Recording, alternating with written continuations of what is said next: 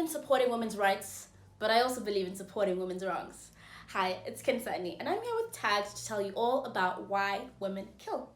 Desperate Housewives creator Marc brings us another campy soap opera about the ordinary woman driven to extraordinary lengths.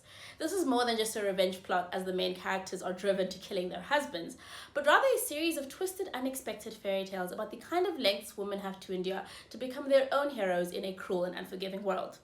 In season 1, we follow the stories of 3 different women in 3 different timelines: Beth Ann in 1961, Simone in 1984, and Taylor in 2019. Despite the very, very different timelines and the rights or lack thereof associated with them, each of these women share very, very common struggles. It's not just that they kill, but why these women kill. Even as time marches on, these women in their own ways are confined to the restrictive tropes and roles placed upon their gender. We never really would expect that our 2019 character, Taylor, should have anything in common with the perfect 1960s housewife Beth Ann, but Marc shows us that even with freedom, there are still caveats when it comes to the case for women. At the beginning of the season, we're told that each of these women will come to murder their husbands, and the mystery comes about in exactly how they will reach that point. These women aren't driven by revenge or anger, even though anger is a big part of it, but they're placed in very impossible situations.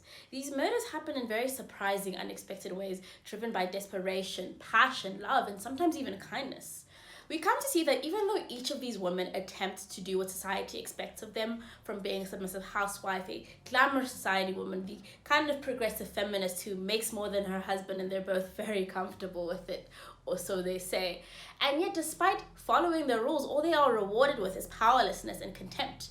And we come to see that if going by the book doesn't find them happiness or fulfillment, then that's a very strong case for having to break the rules, because that's the only path they can see to achieve that happiness and fulfillment. As an anthology series, season 2 focuses on a completely different set of characters, which is very fortunate if you would like to just drop in for a binge or if you'd like to see some new cast members. Even though I will say that both seasons have a really great roster of talent. Season 1 has Jennifer Goodwin and Lucy Liu, and in season 2 we've got Lana Parrilla of Once Upon a Time fame, once again sort of reenacting a similar role.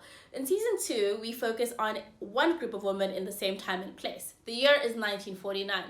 On the surface, the season is about the extreme lengths one frumpy housewife, Alma Fulcott, will go to in order to be accepted into a fancy society club filled with the kind of rich and beautiful women who've always made her feel inferior. The really interesting and compelling thing about season 2, in my opinion, is that none of the women we follow are heroes, but they're not villains either, as much as they do very, very bad things. Alma's antagonist, Rita Castile, works well because she's a mirror to Alma.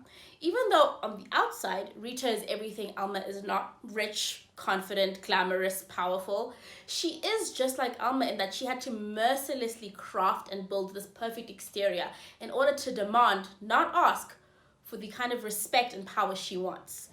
And through Rita and Alma, we learn that for women, power is something that you take. It's never something that's given to you.